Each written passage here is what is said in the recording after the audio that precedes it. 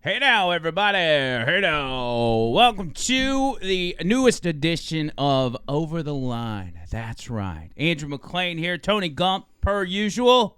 He's always here. And our guest today, Steve West. Can we call you Steven West, or is it? You can, but it's not one of those names that I usually answer to. Usually if I hear that, I'm like, oh, God, I'm in trouble. So you're not officially a Steven. You're just Steve. Legally? Like your birth certificate. What is it? Legally, Steven. Okay. But we're not going to go with that. Steve is a much cooler name. Everybody knows you from Dixon and Vining. Yeah. And CRN fame. Big race car guy, which, by the way, when it comes to the racing world, I'm not that involved in it, but I love going to Talladega. Oh, yeah. It's so much fun. So much fun. Well, and the thing about it is, you get somebody that doesn't necessarily know racing, you get them out to a place like Talladega, and suddenly they realize there's a heck of a lot more going on than just the race. It's not you going out and just seeing a racetrack. I mean, Talladega is a party area. Oh my and God. People come, I mean, we keep talking about it. All 50 states, we get probably 20 to 30 different countries. They all come there. And it's a Friday night deal where we call the big one on the boulevard. Mm-hmm. And all you got to do, you get yourself into the infield, and you'll be able to go through and you'll see things that will make your grandmother blush. Yes. Saturday, you get a ticket to the Sunday race. Saturday, you get in. You got an infield concert. We've had big names that have been there. Charlie Daniels Band did their last ever live concert at the infield at Talladega. Really? I didn't know that. We get names like that out there. So, yeah, it's really cool. It's an entire weekend. And you're the, what do we call you? The PA guy, the main PA guy? Main tower announcer. Yeah. Because we've got myself, and then there's Matt Coulter, who's very familiar to everybody in the Birmingham area, who's done both radio and television sports here, and he's our trackside guy. Yeah. So when it's, leading up to time, like the person who introduces who's doing the national anthem and the invocation, and here's the person who's going to say, gentlemen, start your engines, that's all Matt Coulter. That's kind of a big deal, though. Like, you're the voice at the track that everybody hears.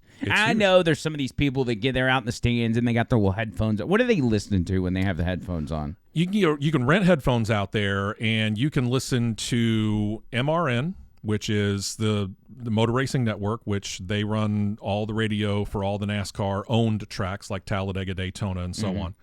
Or you can change the channels and you can listen to whichever team you want to hear. So you can hear the driver, crew chief, driver, spotter communication, which at Talladega, there's a lot of that. Is that expensive to rent those headphones? I'll be honest with you, I've never actually priced it. They did. It was pretty cool, though. I want to say third or fourth year that I was there, so it'd be about 2010, 2011, they actually brought one of those sets up for us to listen to, and I was tuning into a couple of different ones. Yeah. And I would, try and find the leader and listen to it, and then realize, you know what, I got a job to do. So I had to take the headphones off and turn it over to producer. But yeah, listening to it for a few minutes was pretty cool. Tony, have you ever been to Talladega? I personally haven't. I know people that have, but I have not. We got to get you out there. We've got to get Tony Gump Absolutely out to Talladega for the party. We'll bring Amy, too, just so Tony doesn't get in trouble. Because at Talladega? Yeah. It's going to be too easy to get in trouble. I forget. Amy is a Childersburg native, and there's probably not many people in Childersburg that haven't been to Talladega. I've probably been 20 times. 20 Oh, sure. You've been more than I have. Honestly, I think I've been once where it wasn't like associated with media, because I was on the WDNG, which you guys have your show broadcast on. Is that on the weekends? Saturday mornings, 8 a.m. to 10 a.m. Nice. Okay, so Not this weekend, though. We're taking Thanksgiving off. yeah, that's a good idea. WDNG, and so I was the sports director at that station, and they were like, well, you got the opportunity to go out and cover Talladega, and I thought, okay, it's this big, grueling process that I'm going to have to go through.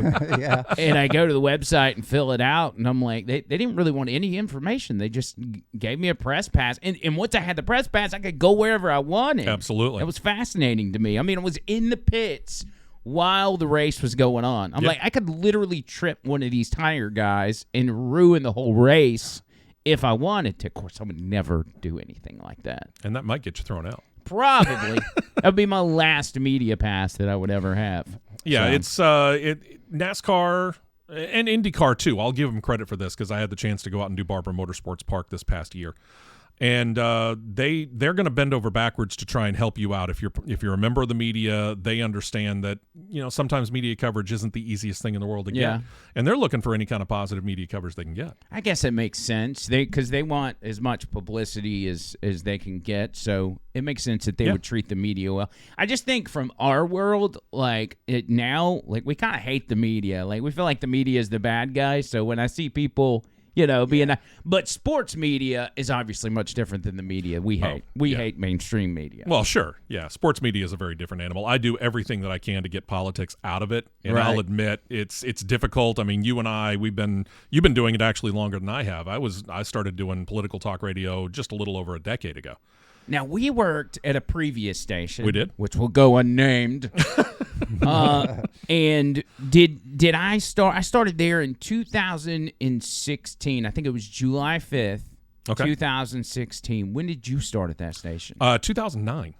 Oh, actually, okay. is when So I you started were there way before. What were you doing before I got there? Were you doing? I was doing a little bit of everything. I was doing a little Saturday afternoon talk show that it just started off as literally it was called Whatever because I was sitting there thinking, nobody's going to want to hear hardcore politics on a Saturday afternoon when they're probably out there with their headphones on and they're mowing the yard or something like that. They don't care about politics. They want to hear something lighter hearted. So it just became kind of this fun show, and it's actually where CRN kind of got its start because I started kind of previewing the racing event for that weekend. Yeah. Well, I remember the Entertainment Roundtable. Oh, yeah. It was you, Jeff Myers, and Jacob Raspberry, and we added later on David Robertson. That thing had a pretty long life on the radio. How long did that go on? We loved it. That lasted for the vast majority of the 9 years that I was there. Wow, that's pretty cool. Yeah. And I love Jeff Myers, by the way. Oh yeah. You still talk to him? Once in a while. I need to talk to him more often, truth be told. I reached out to him, maybe a month ago, and every time I hit him up, we stay on the phone for like an hour. Oh, God. And it's just so easy to talk to him, and just fall back into the old routine. You know who else I talked to today? I talked to Russell P. I haven't talked to him in way too long. Yeah, Russell P. Here's what I do. I like to just randomly text people and be like, hey, bro, just checking on you, blah, blah, blah. Because, I want people to know, like, hey, I'm thinking about you. I forgot about you, even though we don't work together.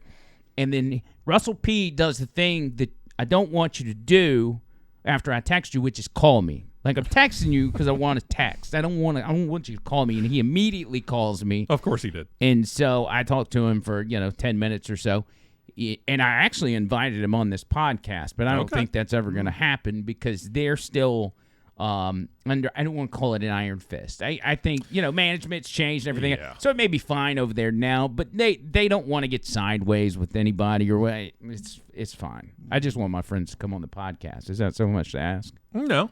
But I understand it if you're a bread making decision maker is against it, you kind of have to temper screw everything. those people. Just come on the podcast. Yeah. Nobody cares. Anybody, come on. Nobody cares. So you and I worked together, like I said, from 2016 to through. I had a short stint there. I only lasted 2 years. Yeah, and I left a little bit before you guys actually kind of changed format. So you left before the format flipped.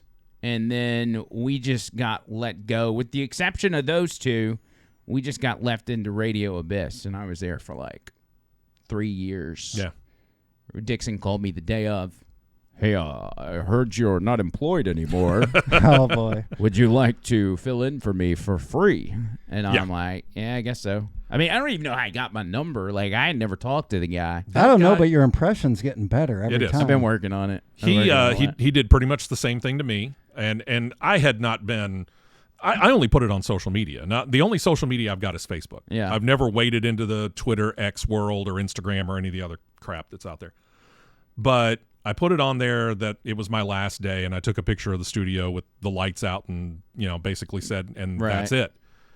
And Monday, the very next Monday after, and I'm doing this situation where my last show was on a Friday night, and Monday I started at the TV station.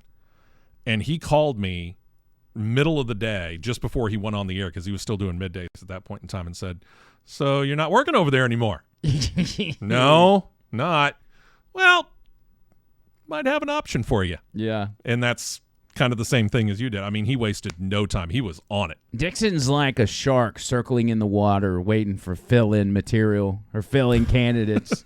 He's like, somebody just left their job. Let me call them. I could see that. Yeah. It's but no, it was a good thing because it got me in the door over there.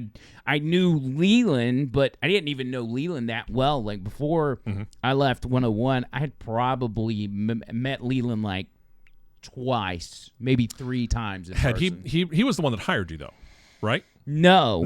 Okay. He left, and I had filled in for him. I was trying to remember the timeline. Well, there's that whole story of I'm hosting it at D&G over in Anniston. I reach out to him with a question because I'm just a fan. Oh, okay. And then he gives me the explanation and says, hey, by the way, would you like to fill in for me right around Christmas? And I'm like, yeah, sure. Of course, I didn't ask my boss or anything when I said yes, but I ended up working it out.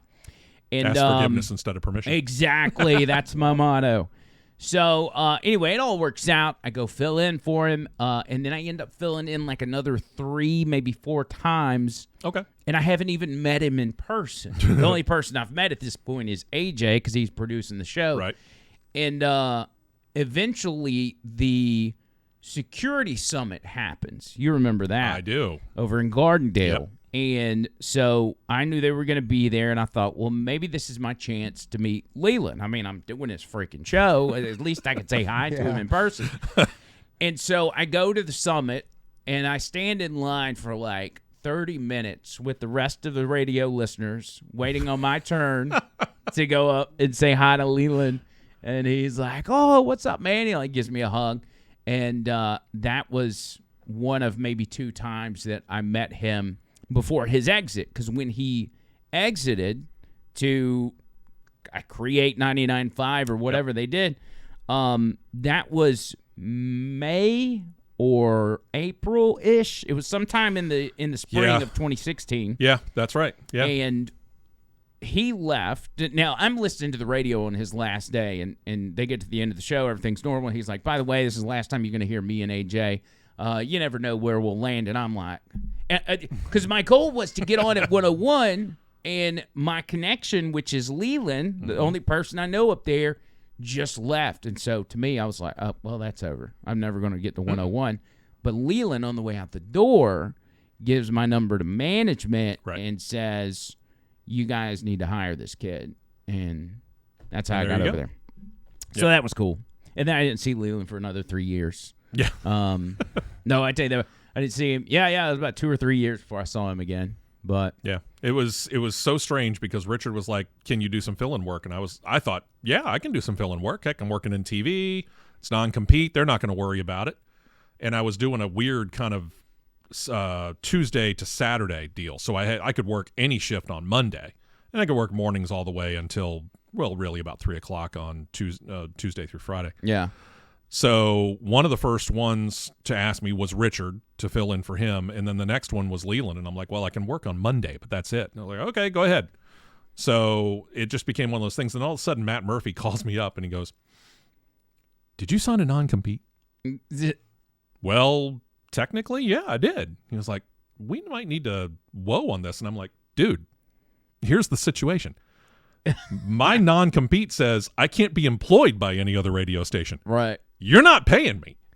I mean, really. But he still freaked out about it. He didn't want me to end up going to court, so I ended up not really filling in for until probably October, November. But then all of a sudden, holidays and everything, and I was suddenly. It felt like I was a full-time employee again. Well, they were in the middle of battling our previous station. Oh, yeah. So I guess they were just freaked out. But literally, are non-competes, do they even have any standing anymore? I mean, you not just think as much about as the places that make you sign them, not as much as they think they do. I mean, they seem kind of pointless. It's like if you really want to fight this and go to court.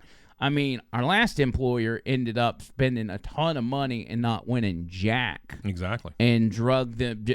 Maybe they got joy out of dragging those guys through court proceedings and, pulling out all their personal stuff and everything else. But, you got nothing out of that. It didn't do any good. You lost a bunch of money. I don't know. I just feel like non-competes are stupid at this point. Yeah, it doesn't make any sense. But, it happens all the time in television as well, unfortunately. And You'll find people that are, they'll leave one TV station, and about 6 months later, suddenly they pop up on another one in the same town. By the way, you didn't bring any gifts, did you?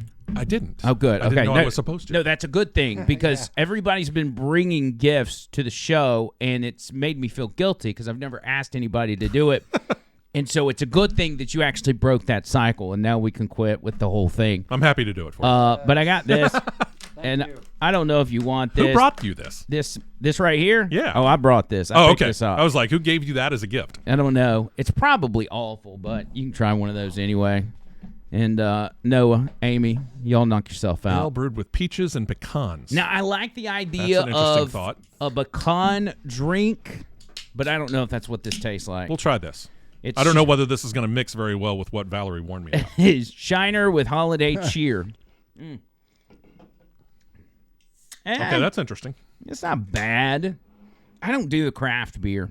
Not much. But occasionally, if I see something, I'm like, man, I'll try that. It's not awful. Could be worse. I just don't understand the like craft it. beer people because, like, You good with it? I like it.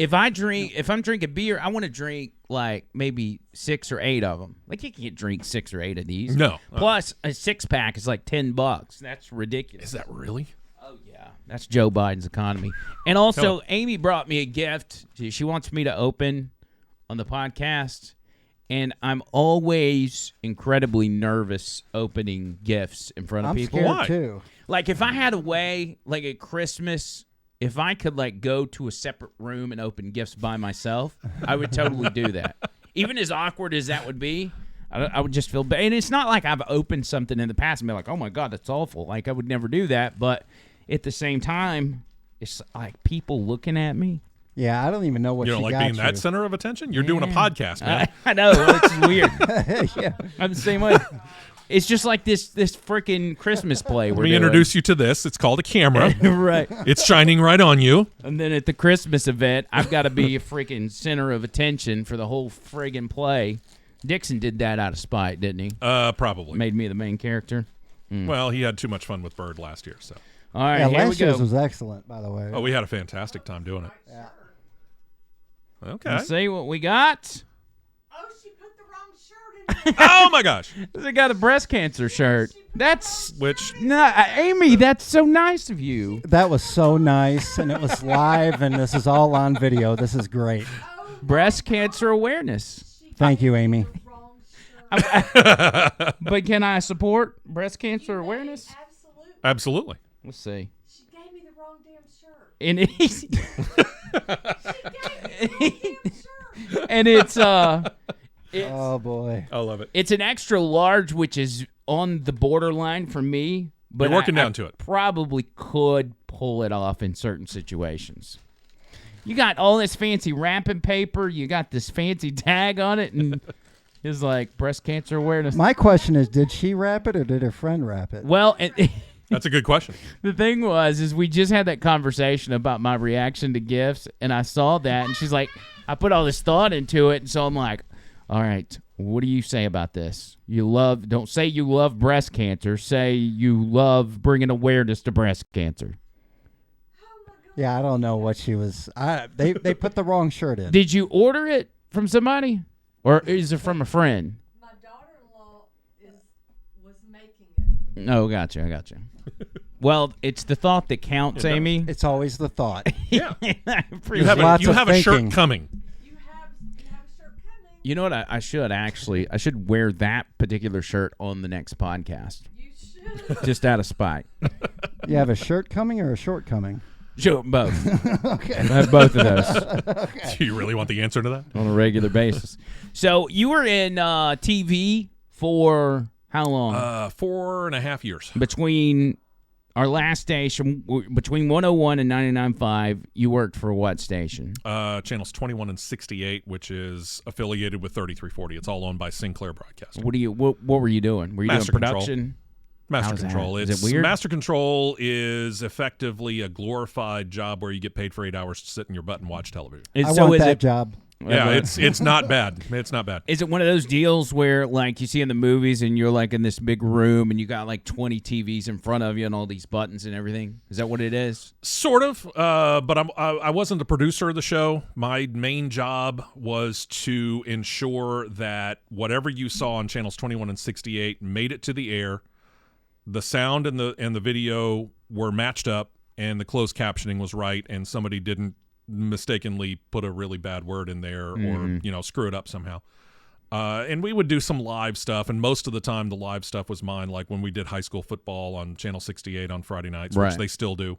I was the one that was mainly the person in charge of that, and basically was putting on a headphone and talking to the truck and giving them the time of saying, okay, we're going to commercial, here's your commercial, 2 minutes back, give them the count back and count them down from 10 to go back on the air and try and make it nice and tight. Did you enjoy it? Loved it. Yeah. It was a fun job. It really was. It was relatively easy, not a whole lot of stress. Once you got used to the kind of the flow of even how to do the live sports activities, it was a lot of fun. I enjoyed it. I'm not trying to talk about myself too much, but there was this time, and I was in Anniston, and we had a guy. His name was Eddie Reese.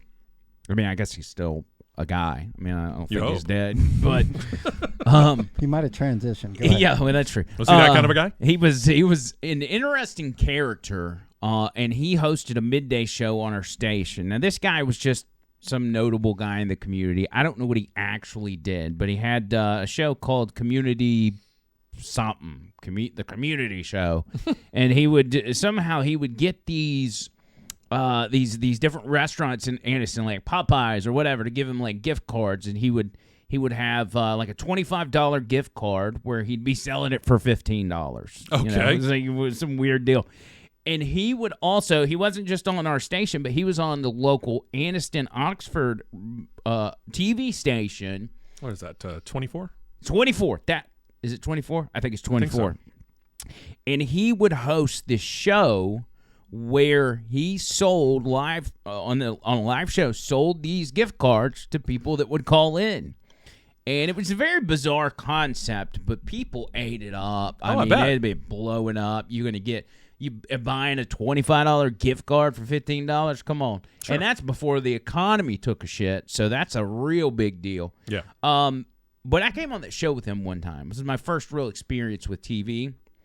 And I was trying to be funny, and I was young and spry, and I was fresh in media, and I was wanting to make a splash. And so on this show that's, being watched by probably nobody under 70, I get on there and I try to make some, I don't want to call them inappropriate jokes, but probably edgy-ish for an older audience, but it was funny. It's called Know Your Audience. Yeah. And I don't even remember what I said, but I remember the awkwardness afterwards and how uncomfortable he was at the time. And I was like, come on, dude, that's funny. You got to give me something. And needless to say, he didn't invite me back. But it was cool to see like how the TV station operates. Oh, yeah. It was a little quaint studio. You had one camera. Oh, I take that back. I was on... Scott Beeson had a show. Okay. On what's that channel? You remember the channel Joe Lockett used to be on? What was that? Oh yeah. Channel something. And I forget. But yeah, I know what you're talking about. Well, Beeson had his own show, and it may have even been a nightly show or a weekly show. And I went on with him one time, and we just kind of talked politics or whatever. Oh, sure. But Scott Beeson's out there doing big things. Have you seen some of his podcasts? I have. I mean, I guess it's his. I guess 1819 News, but they got a pretty sweet setup over there. Yeah, they do. And it's, this right here, this is a good setup as well, because it's the next step. You were talking about the motorsport show that I do. That's kind of the next step that we're looking at, is trying to increase the production value of the video side of things. Oh, it's not easy, and it's not cheap, and it takes Tony has been an absolute machine when it comes to putting this together. This was an average man cave, 2 big windows. You had big St. Louis Cardinals flags. It was a St. Louis Cardinals man cave, and nothing wrong with that. Nothing like this. You had 2 TVs, and that was it. It was nice, but it was just a standard man cave. And within 3 weeks, this man gets in here and turns it into this. And the only thing that's in here now that was in here before are probably our Cardinals bobbleheads. Yeah, I was up about here. to say, I see a bunch of St. Louis Cardinals hats up there on top. I mean, it's just, I look at it sometimes. I'm like, good Lord. He did it 3 weeks. I'm like, You did all this in 3 weeks? Yeah, adrenaline. Yeah. Good night, dude. I helped him put these panels up, but that was about it because he doesn't slow down and he doesn't wait on anybody. There was That's the some thing. mornings I'd get up at like 6:30 a.m. and I literally would be up here and wouldn't eat for 12. I'd get breakfast around like 7 p.m. or so. He lost like 15 pounds during that process because he would forget to It eat. was a lot of work. Yeah, I just forgot to eat. I wasn't even hungry, and I only ate meat, so it kind of worked out. He went so hard that Amy forgot she was married for about 48 hours. Happens. And the day, Tony, 48 I've never days. forgot. Yeah. yeah, Tony came walking downstairs one day, and Amy was like, "Holy shit, who are you? Call the police." You still live here? Yeah, I was busy. Okay, so we've located the shirt. Now, can you tell me what it is, or do I have to wait? Oh, you're going to end up opening it up on the line. Do you want me Over to the line. wait? No, you have. I mean, like you really. I'll wait if I need to. No. I feel like the shirt's taken over the podcast. I'm fascinated with this shirt? shirt now. I have to give it to you by tomorrow. Okay, well, we can wait. She's It's fine. saying she's got to give it to him by tomorrow. You can't hear her, but yeah. So it's not going to be on the air. So Oh, she's gonna show me. Oh, here we go. Come on, baby, let's see it. All right, here we go. Oh, he's Oh, gonna here show we go. Steve first. All right, Steve's getting the first glimpse. No, no. You're going to like this. you can have. All right, You're let's gonna see. like this. Let's see what we got. Should he see it or okay? Oh, that's good. Yeah, you're going to like that. Trumpkin pie. Make Thanksgiving great again. Oh, that's good. Can we show it on the camera? I can. Is that- You got to be right in front of your face. Anyway, We'll see. See if that works. oh, that one. Okay. Trumpkin pie. Make Thanksgiving great again. Yeah. Oh, that's okay. good. A little out of focus. I but- love that, by Yeah, that's the cool. way. That's good stuff. But breast cancer awareness is more important Right. for It's all about the timing. yeah. Just try Yeah. not to take away. Well, and I'll say this because my wife, back in 2021, we were having the fantastic health scare year in my household. My wife got diagnosed with what they call stage 0, which I didn't even realize was a thing. Stage 0 breast cancer. Yeah. And she went through all the treatments and everything. And her last treatment happened the day before I went on the cutting table to have triple bypass. Dang. When did that happen? The triple bypass. July of 2021. Wow. I didn't know that. Yeah. Well, I started at 99.5 in December of 2021. Yeah. That's crazy. That's a pretty big deal. It was to have a situation where you go to the doctor, and I knew something was up the moment I did this. I finally had gotten a new doctor who I finally trusted, and I walk in and they do all the basic stuff, the check the height, the check the weight, the check your blood pressure. She checked my blood pressure and she said, "Are you on blood pressure medication?" I said, "Nope. I'm still waiting for the number." She goes, "Well, you're about to be." I never got the number. But whatever it was, it threw up red flags. And from that first time when I asked that question, a month later, I was on the table. Dang. It must have been real bad. Yeah. The cardiologist said when he found out about my history of my family's past, he said, sooner or later you were coming to see me. It was inevitable. Yeah. They tried to put me on blood pressure medicine one time, and I got it filled, but I never took it. Hey, I just had didn't David Sears have the same kind of thing that I remember him telling me he had bypass surgery or something. He might have, yeah. Yeah, he said he was mowing the lawn and then he got numb on the left side and he knew what it was. Ooh. Yeah. That's scary. That was the first inclination for me. I thought, hey, I'm going to go out and get some exercise. I'm going to mow this yard, and I've got a fenced-in backyard where we just let the dogs run around. I got about 3 laps on that thing, and chest hurting, left arm hurting, can't catch my breath. And I'm like, yep, time to call a doctor. God, that's terrifying. See, this is exactly the reason I've been having the panic attacks. It's I not knew you were gonna stress. say that. Yeah. I'm just those feelings are what causes me to like spiral into panic attack. Because I think, what if it's something like that? Well, but as long as you're paying attention to the signs that your body's giving you, you'll be fine. Yeah. Trust me, be I pay a fine. lot more attention to it now than I did. I mean, I wouldn't go near a hospital to save anybody else, much less myself. Yeah. And then all of a sudden, this was like, you know what? This is the wake-up call. And I'm, okay, now I'm paying more attention to it. Yeah, I'm kind of that way too. I'm like, it's just, you know, Yeah, it's I a don't like typical to go to guy the thing. We doctor. don't like to go to doctors. We don't like going to hospitals. But I'm healthier now than I've ever been in my adult life. Yep. So like when I first had the real one, I ended up in the hospital in the ER, and they're like, all your vitals are good. It's the first time I ever heard anybody say my blood pressure was fine. I That's was like, good. what? And so they're like, yeah, man, it's just anxiety or whatever. Yeah, I don't know. that's what I'm looking for. That's what I'm shooting for, is to be able to cut down a lot of these medications that they're Yeah. putting on. It's gotten better. I mean, I've been better about recognizing it when it's happening and talking myself off the ledge. But it sucks, man, because it just comes out of nowhere. I had a big, long conversation with Leland about it where, you know, he, you know, did, father-son talk with me about what I need to do. So. Yeah, but he was right. It's just getting older and getting used to new things, because I went to the hospital thinking I was having a heart attack too. Same, you know, it's just new stuff in your Sure. body, and when you don't know what's going on, you freak out.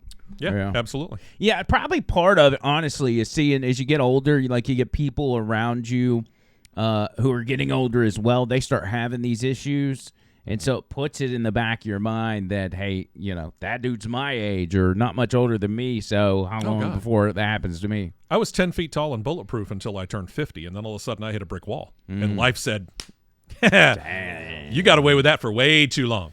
Yeah, Time bro. to start messing with you back. They keep telling me, 40 prostate exams and everything else, and I'm just like, God, man. You want to know what that was? That was a good nap. Yeah. Can they put you to sleep for a prostate exam? Is that possible? Well, he's talking when they put you under for the Colonoscopy and all yeah, that the kind of Oh stuff. yeah, colonoscopy. definitely need to be asleep for that. Oh, yeah. Yeah.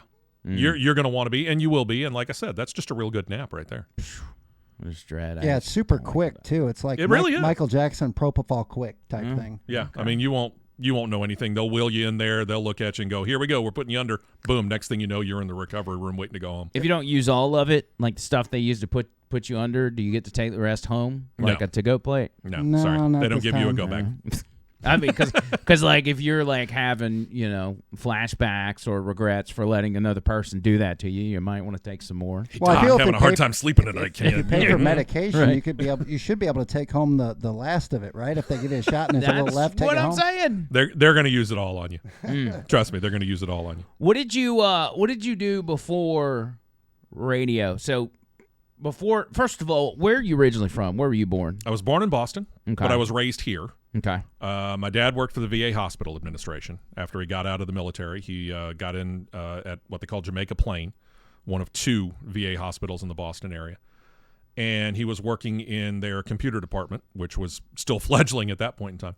But he got to the point where he moved up so high that they needed to transfer him because he wasn't going to be able to go promote within that hospital. Yeah. They gave him two choices. He could go to Houston or Birmingham. Why they chose Birmingham, I don't know. They chose that, or he did? My mom and dad did. Okay.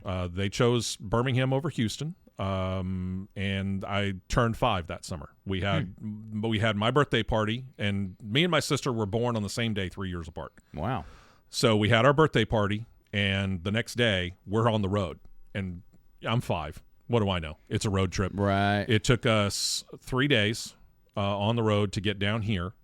We stayed in, and those of you who have been in the Birmingham area for a long time, it ain't there no more.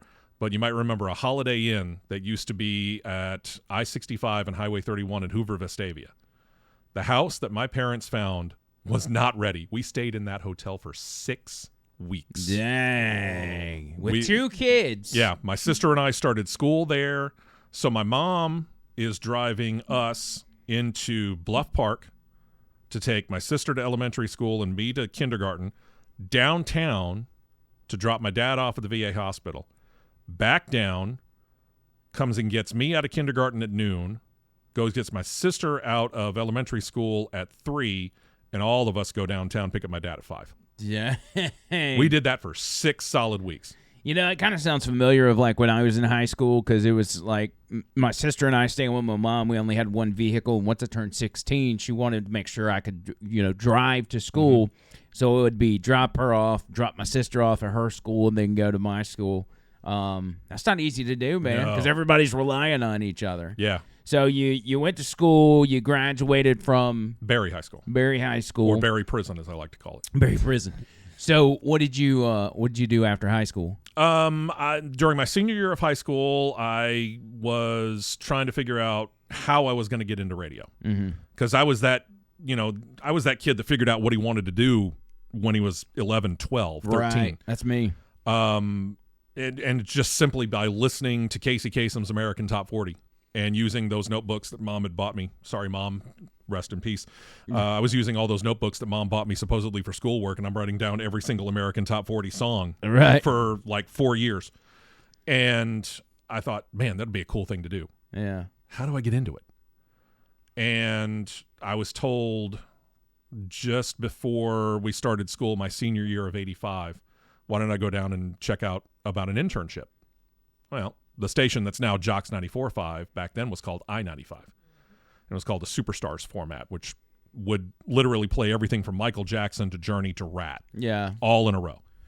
And I walked into the front door and I said, I'm here about an internship. She went, what department? I went, department? Okay. What department you got? And so she listed them all off. Programming came last. At least I figured out what programming was. Right. So I filled out the little application, and they actually brought me on for that senior year. So my entire senior year, I was an intern at I-95 in Birmingham, which was a lot of fun and quite a bit of conversation in the hallways. I would have killed for that, man, to be in high school and be working. Because you got to be Mr. Cool Guy at school to be after hours working at a radio station. Well, and it freaked everybody out because I at that point in time, I wasn't the most talkative guy. Yeah. I would talk to you if you and I were friends, but otherwise, if I just kind of knew you, I'd go, hi, Andrew, and you'd say, hi, Steve, and that would be it in the hallway. Yeah. We never really talked. I was not known as a talkative guy. For everyone to suddenly find out I got an internship at a radio station, like, dude, you don't talk. Right. Well, I will now. But yeah, it was cool, but I felt like I still needed to learn more. So I started looking into broadcasting schools and went down to a local library in Vestavia and started looking at broadcasting schools. And there was one in Atlanta, but I hit across a word called accredited. And stupid me, instead of actually looking up what accredited meant, I started looking for accredited broadcasting schools. And the two closest were Baltimore, Maryland, and El Paso, Texas. Man. Well, I've been to both cities. I'm not going to El Paso, Texas. Yeah. I wear a size 15 shoe. I'm not stomping cockroaches that are as big as my foot. Right. And I had an uncle who lived just outside of Baltimore, so I thought, okay, let's do that. Found out later, by the way, accredited just meant you could get student loan approval. Yeah. It wasn't anything more than that. But it was a great school. Went there for 5 months, and they helped me get my first job. And I've been doing this basically since I got out of high school. That's crazy. I've never had a quote unquote real job. I could have. I probably, if I would have gone that route, I wouldn't have had to wait till I was 29 to get into radio because I just didn't. I was more concerned with partying and hanging out. Yeah. So I did Sure. I just had a regular job where I'm like working in factories and everything, and they all sucked. All my jobs sucked. They were awful. But I would work, get off work, go party. I got married pretty young. Like my ex-wife, we got married when I was like right after I turned 19. Oh, wow. Okay. And the most awkward part of that is I proposed to her on the Rick and Bubba show, and that video is floating out there somewhere. But another story. It Was she cool with that? I mean, that's kind of like the whole I'm going to put you on the stadium jumbotron Right. and propose to you and pray to God you say yes. Well, they were on TV at the time too, so it was like, God, what year was that? It had to have been like 2003. And it was at a turkey toss in Huntsville. Oh, it was so bad. It's cringe thinking about it. But yeah, I would, I would have been a lot further in my career had I gone the route of doing it the right way instead of, getting turned down just for an internship for my entire adult life. But, well, and I'll give you a hint on the internship thing. It was a one-page front only. And it was all the normal stuff, give us all the, name, address, city, state, zip, phone number, how can we reach you, that sort of stuff. Why are you interested in radio? But the last question on there was, do you have any relatives in show business? This is 1985. Okay. And I remember as a kid, 4 or 5 years before that, watching on a Saturday night with the whole family over, I can't remember if it was Thanksgiving or Christmas, whatever it was. But it's a Saturday night, and on Saturday night, it's Love Boat and Fantasy Island. Yeah. Really, really cheesy Saturday night shows on ABC. And my grandmother suddenly pops up that I've got like a second or third cousin that's one of those people that his entire job is to just walk through scenes as they're filming him. He never has a line, but he's always one of those guys who you just see in the background walking by Right. to make things seem busier than they are. I was crazy enough to actually say, had a second cousin who was an extra on the Love Boat. I'm related to the walking guy. Brad, who's doing the interview, looks at that and goes, "You admitted to that?" Went, "Yep, you're hired." Nice. So, yeah, weird stuff like that gets noticed. That's funny. I don't think I'm related to any famous people. Are y'all related to famous people? I'm not. No. Tony Gump? There's a bloodline to where I'm somehow tied into the founder of Nashville. Robertson's his name, James Robertson. I'm to him somehow. Yeah, see, I don't want to look that far back because they end up like, the guy that invented the Klan or something would be Yeah. related to me, and I don't want to know that. Well, I don't even know if I really believe it, but supposedly. Hey, it's a nice thing to think about, though. Well, the John Byrd is related to Robert Byrd, the famed senator, Not really racist certain senator. that I want to admit to that. He's like, I'm not proud of it, but he's like a third or fourth cousin. Which, And here's the thing. He was up there so long and had so many years of influence up there. oh yeah, You drive around West Virginia, everything his is name's named still after everywhere. him. Yeah, it's crazy. Oh, it's nuts.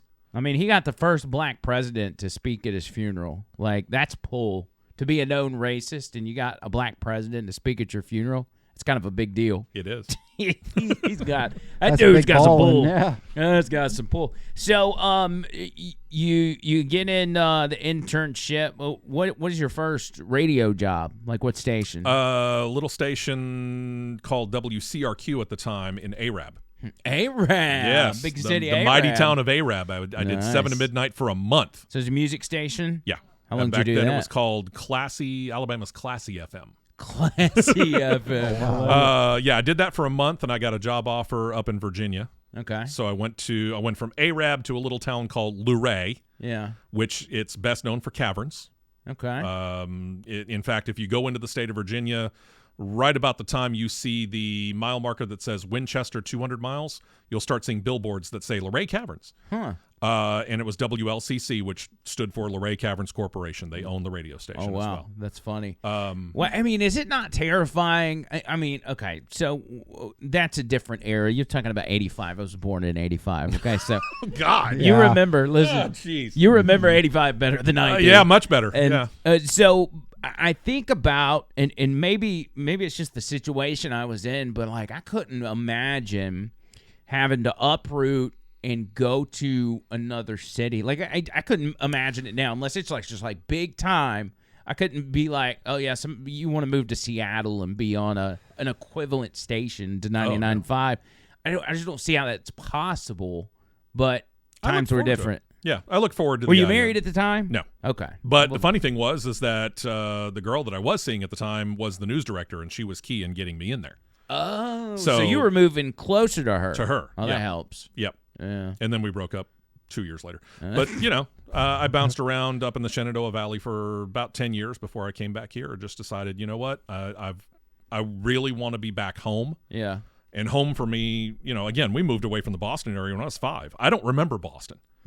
I remember Birmingham. Birmingham is home. Yeah. If I think of home, I think of the Birmingham area. So I wanted to come back home, so I came back in 1997 and weaseled my way into the big country station at the time, and I've been bouncing around in radio in Birmingham ever since. So you did a lot of music radio? Oh yeah, yeah. It was exclusively music radio until we went to 101. Did you like it? Yes and no. You couldn't be yourself. Yeah. That's the problem. The idea of personality radio had gone away. Like, if you remember I-95, you could be a personality 24 hours a day. You could do bits, you could do voices, you could do all kinds of stuff. By the time I got into it, personality was kind of going away unless you were the morning team.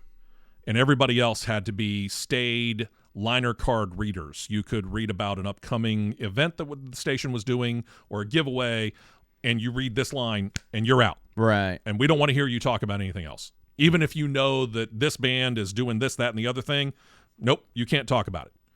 And it stifled me. Right. It kind of got me to the point where I got a little bit scared. And you go from one station to the next wondering how far you can push the envelope, and I never tried to press it.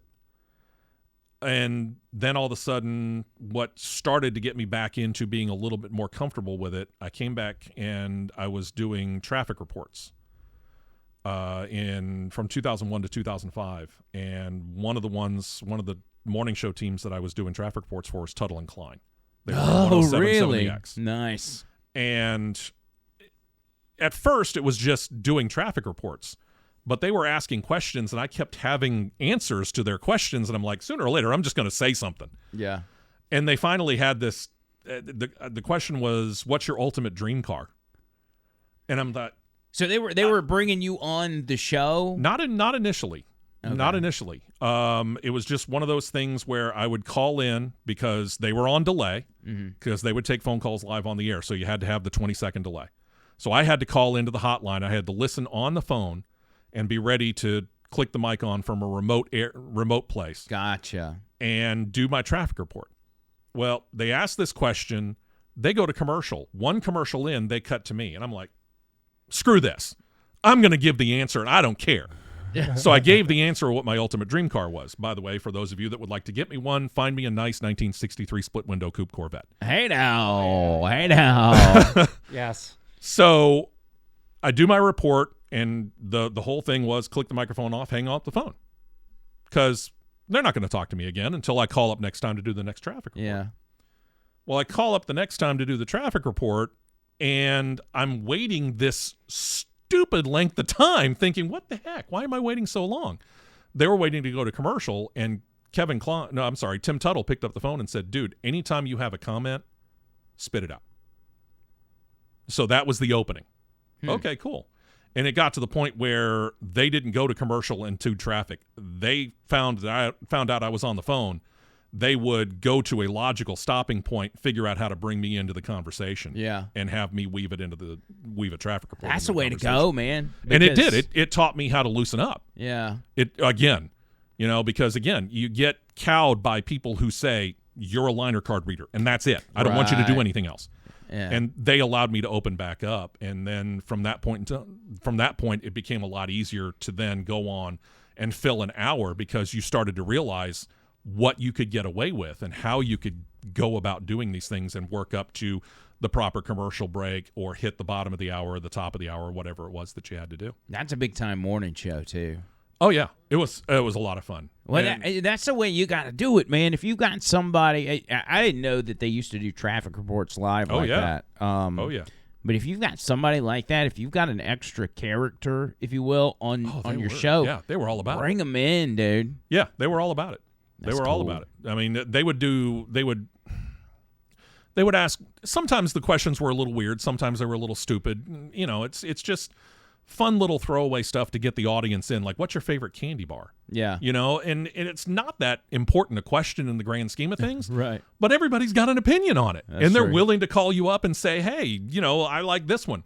And Tim Tuttle liked to challenge me. He's like, okay, and now Steve's going to work this into his traffic report. Well, now I got to figure out how to say, I really like whatchamacallit, and make it make sense in a traffic report. How the hell am I going to do that?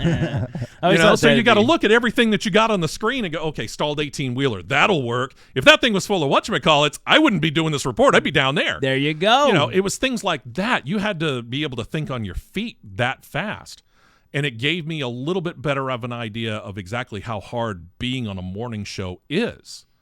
You know, because even when I was an intern, because of the fact that I was in school, I didn't really have that much to do with Mark and Brian, who were at I-95 at the time. Yeah. I did one event with Mark and Brian. And it was only because they were doing a live remote, doing their show from a McDonald's in Vestavia, which was 2 doors down from where my mom worked at a bank then. So I was able to get out and get up early and go over there and be able to help them set up and do some of the stuff that they were going to do. And they knew I had to leave early to get to school. But that was really the one and only time that I dealt with Mark and Brian other than just seeing them in the hallway. Yeah. And so I never really knew what all was involved in putting on a morning show. That taught me a lot. Yeah, especially back then. All those details of what goes into putting on a morning show. Yeah, because things are so different now, I feel like. yeah. I mean, when you are on especially like if you were on a morning show on a music station back during that time, like you're pretty much the bread and butter of the station. Absolutely. And so these guys were like rock stars. These are the people that inspired me to get into radio, and things were like nowadays, well, I don't know about morning shows on other stations, but like in the political talk realm, we kind of got a way that we do things. We get on there and we spit it out. It's structured in a way, but like you said, you can be yourself. You get to go on the airwaves and just be yourself. And so I think it's a lot different than, I mean, from the way you're describing it was back then, but it was just listening to those guys was fascinating. Oh, yeah. Absolutely fascinating. Who's the worst person you had to work with? Truth be told, the one that I can remember being the worst as far as doing traffic was when Tuttle and Klein left for Houston, dealing with Ken of Beaner and Ken. Oh, so you worked for both of those shows. Oh, yeah. I did traffic for Beaner and Ken. And Ken, sorry, dude, I'm just going to say it flat out. You were an asshole. You were a flippin' asshole. Oh, you were a good. pain in the ass to work with. Well, God. I never knew any of these guys on. Like, as just a listener, you never got any insight on how they really were in person. Yeah. So Tuttle and Klein, good guys, Easy. Very easy to get along with. and then Beaner and Ken. I never dealt with Beaner. Because Okay. Beaner at that time, he was doing his show remotely from New York. Okay. And Ken was the one that was in studio. So were they never in studio together? Not the second time around. Because okay. Beaner and Ken came in, and then Beaner went and did his own stuff. That brought in Tuttle and Klein.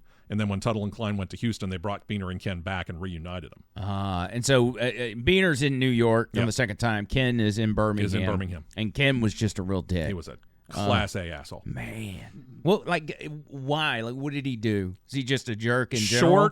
Short. Anytime I tried to put anything into a traffic report like I had, and, I didn't have to comment on what they were talking about, just doing traffic reports my way, like talking about people rubbernecking, things like that. He would, the next time I called in, he was like, dude, don't do it. Just give me a traffic report. He wanted dry toast traffic. Oh, dude. What the hell fun is that? Come on. So how was there? I don't remember. I remember listening to Beaner and Ken, but I don't remember the first or the second tour, which was which. Was the show still as good or as popular the second time around? No, that was kind of the start of the beginning of the end of the X. Yeah. Truth be told. The end of the whole station. Oh, yeah. Wow. Yeah. That was the beginning of their end. What happened to the station? Because I don't even remember. I mean, it was my station. It's all I listened to. But when they cut it off initially, they had taken API 1070, and they were simulcasting 1070 AM on 100.5 because they switched the X and Hot. The Hot was on 100.5, and the X was on 107.7, so they flipped those two. And then they took the X off the air. They put API onto 100.5 to try FM talk for a little while. It didn't take initially, and then later on, they were able to get 99.5. They cut off Rock 99.5 and put Talk 99.5 on. God, so Talk has been replaced in some pretty prominent stations. Oh, yeah. At Cumulus. Yeah. That's a big deal. It is a big deal. deal. So did you ever hear an explanation as to why they axed the X and switched it, or is it just one of these corporate decisions? I'm sure it was a corporate decision. I never heard anything about it because I wasn't in the building at that time. Weird. Yeah, everybody. Cause when things change in radio, it's still kind of that way for people that listen. You take, when somebody leaves. Tim Melton recently left, and it was a big deal for people because they hear this guy every day. Same thing when it comes to a station, especially back then. If a station went away, you were damn near a riot in the city of Birmingham. Sure. Like, people were pissed. And if somebody, and you know how it goes, like if somebody quits or goes and gets another job in radio, they just assume we fired him. Yeah, yeah. So everybody's like, "Oh my God, what the fire that guy for?" It's like, Yeah. dude, he left. He wanted to go somewhere else. Exactly. He found another thing that he wanted to do more. But I specifically remember that. I remember a couple of the times that Beater and Ken or Tuttle and Klein, those shows go, and everybody's like, "Oh my God, it's the end of the world." Yeah. Somebody messaged because we me- don't like change. No. We don't like change. And it's the person who has to follow the legend. Mm-hmm. And it doesn't matter who the legend is. It could have been Bear Bryant. It could be, Nick Saban. It could be Bill Belichick. It could be Philip Fulmer at Tennessee. The person who has to follow the guy who did such fantastic stuff, or the one that was so beloved, in this case, on the air. And we dealt with it for a little while, too, on Dixon and Vining, because Dixon comes in and he's vastly different from Matt Murphy. Oh, yeah. That doesn't mean that necessarily one's better or worse. They just have two very vastly different styles. And we had a couple of people that were like, why'd you make the change? Why'd you fire Why are Murphy? you changing things? Why are you just changing things around willy-nilly? Matt Murphy left. Sorry. We had to fill the slot. Right. And I get it. People don't like change. Yeah. And it was a radical change to go from Matt and Valerie to Richard and Valerie. Yeah. But it seems to have taken off. Well, and that's happened over the, you had Lindenberg who left.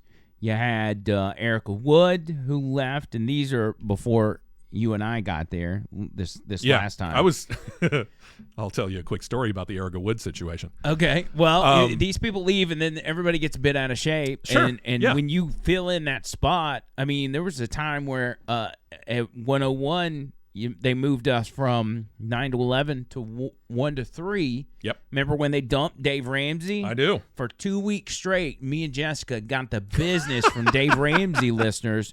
Why'd you get rid of Dave Ramsey? This show sucks. And finally, it weeded itself out. Yeah, but exactly. The Erica, I was supposed to fill in with her on a Friday, Monday wraparound because her co-host, I think it was just before Tim.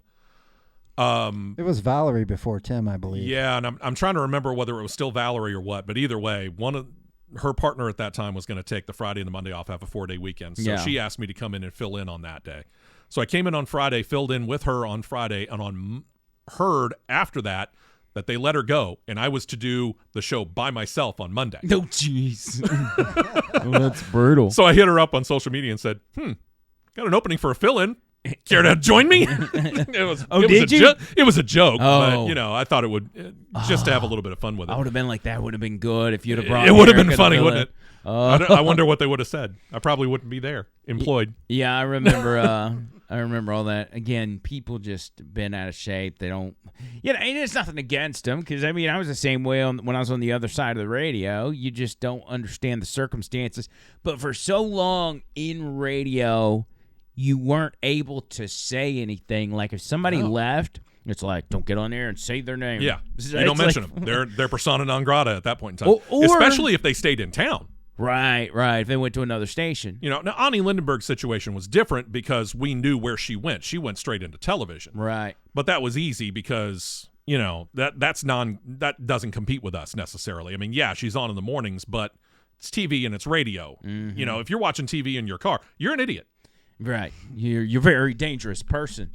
Back in the day, I remember I learned about behind the scenes radio just from people on air talking about it. Like that was my knowledge of. People were like, "Oh, the radio business, it's tough. It's they'll stab you in the back, blah blah blah." So you get all these preconceptions in your head. Also, one of the things, and this may still be the case today, is like you can't utter the name of another station. Like, for instance, they'd be like, well, don't get on the air and say WERC. And it's like, people know it's there. Like, we can say it. We reference it obliquely, but no, we never say the name. Clay and Buck. Clay Travis and Buck Sexton. We're beating them in the ratings. Oh, sure. And I love Clay Travis just because he's a Tennessee fan. I wish Clay Travis would stick to sports because he's really good at that. Yeah. Not so much on the political side, but it's whatever. These guys took a Rush Limbaugh spot. Yeah. That's I don't envy some that. big shoes to fill. I don't But envy like that you at got to all. at least try to get in the ballpark of a Rush like, figure Yeah. to fill that void. I If don't think there's they did. if there's a saving grace to that for them, it's the fact that everybody knew of Rush Limbaugh and knew of his health problems and knew he'd passed away. Yeah. If he had quit and they came in, that would have been a riot. That's true. Clay Travis, why'd you fire Rush Limbaugh? And then he'd be pissed off. Yeah. Yeah. That would have been the end of that. Clay Travis would be like, what else can I do? And I have to preface this, and I always say, I'm like, I don't want to say thankfully Rush passed away or thankfully Rush is no longer on the radio, but it is nice that I don't have to compete directly with him in Birmingham. Yeah. And I love Rush Limbaugh is one of my heroes and one of my inspirations. Sure. But it would kind of suck if it was Andrew McLean or Rush Limbaugh, and that were your choices. Well, and I've been in that situation before too. When we went full time at 101, when I was producing Michael Hart, I felt kind of like I was cheating because the first time I was heavily involved in a morning show, I produced Patty and Dollar Bill on WZZK, Okay. and I remained friends with Dollar Bill, and I'm still, thank God, friends with Dollar Bill. And it was one of those things that I felt like, God, I'm competing against somebody who's literally a legend in Birmingham. He's been on the air, and she's been on the air in Birmingham for decades. How do you compete against that? But at the same time, you understand the people that are listening to country music aren't necessarily tuning in to talk, Yeah. and vice versa. You can get some crossover, but it's not as much as people think. People that are listening to country are very loyal to country music. People that are listening to talk, they're very loyal to talk. Rock stations are actually kind of strange in the fact that Rush Limbaugh has done it, and so many other of the conservative talkers have done it. They use rock music as their bumper music to come back into the show and to leave the show. Mm-hmm. They're used to hearing it, and they'll flip over to talk. Country music doesn't. No. Anyway, radio is a fascinating business. We could talk for hours about just behind-the-scenes stuff and how things work. On that point, it's weird because we, as radio people, can get lost in this idea of how do we get these people or, this group of people or that group of people. And sometimes it's just like, do what you do best. Yeah. And they're going to come to you. Yeah. That's what I've had to learn. Don't try too hard. Just get on there, be yourself, do what you know to do, and they will come. Yeah. And this is a lesson that Bud Light should have learned a long time ago. That's right. Could you imagine if John Berg got fired and I brought in like Dylan Mulvaney to be my producer? That would be awesome, actually. Andrew McLean, the latest to get Bud Lighted. Yeah, that would be exciting. Oh, God. I mean, 50% of the beer market in the United States of America, and you go, hey, we need to diversify and get a different crowd. No, you don't. You got 50% of the beer sales market. Yeah, it's probably a good idea to stay where you're at. I caught some heat when Bud Light signed up with UFC, $100 million deal. Yeah.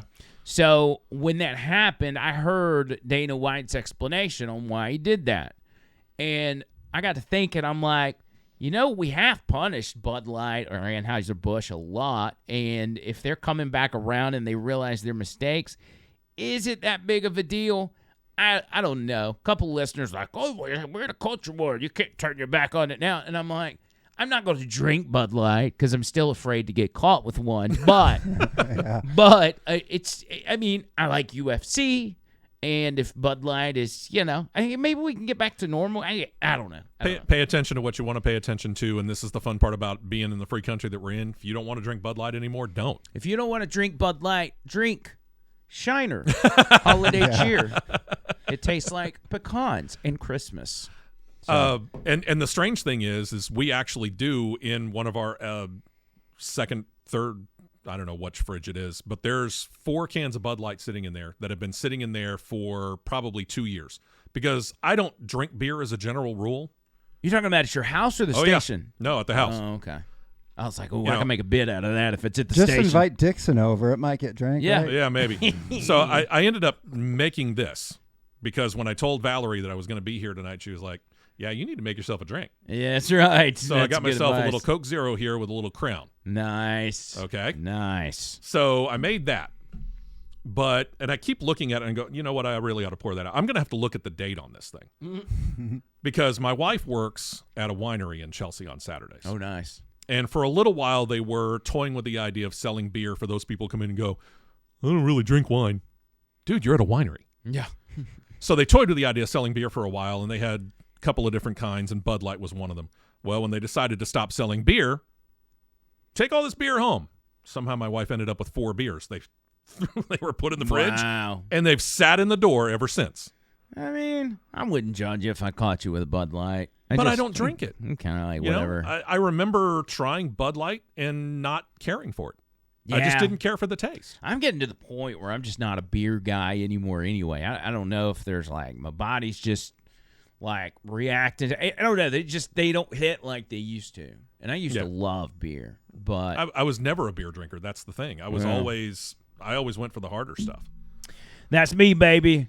Keep it with the hard stuff. Give me that hard liquor. Anyway, Steve, I appreciate it, buddy. Happy to do it, man. We'll do this again soon. We're about to start bringing in some interesting characters. Love it. Like we've got a guy that's a priest that runs a weed farm, and You wouldn't necessarily put those two together. Yeah, we're gonna bring It's, him it's in. a hemp farm. It's a hemp farm. Excuse me. It was a hemp farm. Big difference. And so They're close. We're They gonna look the same, but no. we're gonna also bring in Rhonda Dial on the Okay. show, which I thought could be interesting. Like, but we got to be careful because the one thing we want to talk to her about is the V word, if you know what I'm saying. And we got to be careful because if we start talking about the big V on YouTube, YouTube's gonna. So we got to come up with some coded language to be able to pull that off. We got the She can big do that. V, and we also got to worry about that new stuff with the regular supplements that they're doing with the FDA and all that stuff. yeah. They're cracking down on Yeah. that too. Yeah. Mhm. And she deals with all that kind of stuff. Yeah, she's gonna Yeah. be fascinating. Basically, if it's good for you, they're going to find a way to Yeah, ban right. it, you know. Exactly. That's we right. can't have that. The government trying to ban it. That means you need it. You need it ASAP. Yeah, keep smoking, don't vape. Yeah. That's it, baby. All right, Steve. Thanks, buddy. Happy to do it. We'll do it again soon, and we'll be back on this podcast with a brand new episode very soon. Until next time, circles.